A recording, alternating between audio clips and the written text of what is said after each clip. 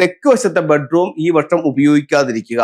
ഏതൊരു വീടിന്റെയും തെക്ക് വശത്ത് 2026 5 എന്ന് പറയുന്നൊരു നക്ഷത്രം വരുന്നുണ്ട്. തെക്ക് ദർശനമായ വീടായിരിക്കുകയും തെക്ക് വശത്ത് പ്രധാന ഡോർ വരികയും ചെയ്യുന്നവരെ സാരമായ രീതിയിൽ ഈ വർഷം അത് ബാധിക്കും. ഈ തെക്ക് വശത്തെ ബെഡ്റൂം ഉള്ള അവരെയും ഇത് ബാധിക്കും. 2026 സംബന്ധിച്ചിടത്തോളം ഏതൊരു വ്യക്തിയും പേടിക്കേണ്ടതായിട്ടുള്ള ഒരു ദിക്കുണ്ട്. ഓരോ ചൈനീസ് ന്യൂ ഇയർ ആകുമ്പോഴും നമ്മുടെ വീടിന്റെ അല്ലെങ്കിൽ നമ്മുടെ സ്ഥാപനത്തിന്റെ അല്ലെങ്കിൽ നമ്മുടെ ഷോപ്പിന്റെ ഓരോ ദിക്കുകളുണ്ട്. മൊത്തത്തിൽ 8 ദിക്കുകളും ഒരു ബ്രഹ്മസ്ഥാനവുമുണ്ട്. അപ്പോൾ അങ്ങനെ ഓരോ ദിക്കിലും വർഷാവർഷം ഏതാണ് ലൂണാർ കലണ്ടർ അനുസരിച്ച് ഫെബ്രുവരി 17 വരുമെന്നുള്ളതാണ്. അതായത് ചൈനീസ് ന്യൂ ഇയറിന്റെ അന്ന് ഈ സ്റ്റാർ അതാത് സ്ഥലങ്ങളിൽ എത്തുകയും ഒരു വർഷം അവിടെ കാണുകയും ചെയ്യുന്നതാണ്. അപ്പൊ അതാത് സ്റ്റാറുകൾ വരുന്ന സ്ഥലങ്ങളിൽ അതിന്റെ ഒരു സ്വാധീനം ആ വർഷം ഉണ്ടാവും. അങ്ങനെയാണെങ്കിൽ 1 മുതൽ 9 നമ്പറുകളാണ് ഓരോ ദിക്കുകളിലായിട്ട് വരുന്നത്.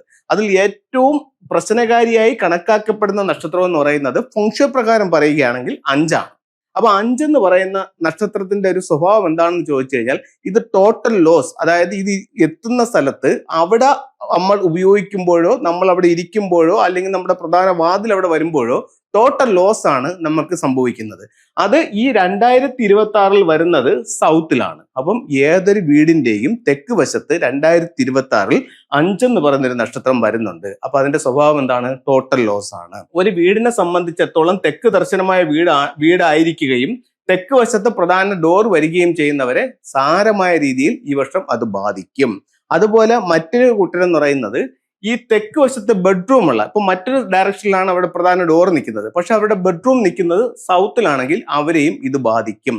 അപ്പോൾ ഒരു കാരണവശാലും ഈ തെക്ക് വശത്തെ ബെഡ്റൂം ഈ വർഷം ഉപയോഗിക്കാതിരിക്കുക. നിങ്ങൾക്കതല്ല ഒരു ഒറ്റ ബെഡ്റൂമേ ഉള്ളൂ എങ്കിൽ അതിന് കറക്റ്റ് ആയിട്ടുള്ള പരിഹാരങ്ങൾ ചെയ്ത് നിങ്ങൾ ഉപയോഗിക്കേണ്ടതാണ്. ഒന്ന്, അവിടെ ഒരു 5 എലമെന്റ് പഗോഡ എന്ന് പറയുന്ന ഒരു ടൂൾ ഉപയോഗിക്കാം. ഇതാണ് 5 എലമെന്റ് പഗോഡ എന്ന് പറയുന്ന ടൂൾ. അപ്പൊ ഇത്തരത്തിലുള്ള ഒരു ടൂൾ വാങ്ങിച്ചിട്ട് ഇതിന്റെ മുകൾ ഭാഗം നമുക്ക് ഇങ്ങനെ ഓപ്പൺ ചെയ്യാനായിട്ട് സാധിക്കും. ഇതുപോലെ ഇങ്ങനെ ഓപ്പൺ ചെയ്തെടുത്തിട്ട് തെക്ക് ഭാഗത്ത് നിന്ന് കുറച്ച് മണ്ണെടുത്ത് ഇതിനകത്ത് ഇടുക. ഇട്ടിട്ട് ഇതങ്ങ് ക്ലോസ് ചെയ്യുക. ക്ലോസ് ചെയ്തിട്ട് നിങ്ങളുടെ സ്വീകരണ മുറിയിൽ സൗത്തിലാണ് നിങ്ങളുടെ മെയിൻ ഡോർ നിൽക്കുന്നതെന്നുണ്ടെങ്കിൽ ആ സൗത്ത് ഡയറക്ഷനിൽ കൊണ്ടുവന്ന് ഈ 5 എലമെന്റ് പഗോഡ വെക്കുക. ഇത്തരത്തിലുള്ള ഒരു ലാഫിംഗ് ബുദ്ധ അവിടെ വെക്കുന്നതും ഈ ഒരു സ്റ്റാറിനെ ഒന്ന് ഡൗൺ ചെയ്യാനായിട്ട് നല്ലതായിട്ട് ഫെങ്ഷുയിൽ കണക്കാക്കുന്നുണ്ട്. അപ്പൊ ഇത്തരം കാര്യങ്ങളൊന്നും ചെയ്യുക. മറ്റൊരു പ്രധാന കാര്യം അവിടെ ശ്രദ്ധിക്കേണ്ടതെന്ന് പറഞ്ഞാൽ സൗത്തിൽ റെഡ് ലൈറ്റ് ഇട്ടിരിക്കുന്നവർ ഈ വർഷം പൂർണ്ണമായി ഇത് ഓഫ് ചെയ്തിടുക. ഒരുപാട് ബ്രൈറ്റ് ലൈറ്റ് ആ ഭാഗത്ത് പാടില്ല. അതുപോലെ തന്നെ റെഡ് മാറ്റ് ഇട്ടിട്ടുണ്ടെങ്കിൽ അതും ഈ വർഷം അവിടെ പാടില്ല.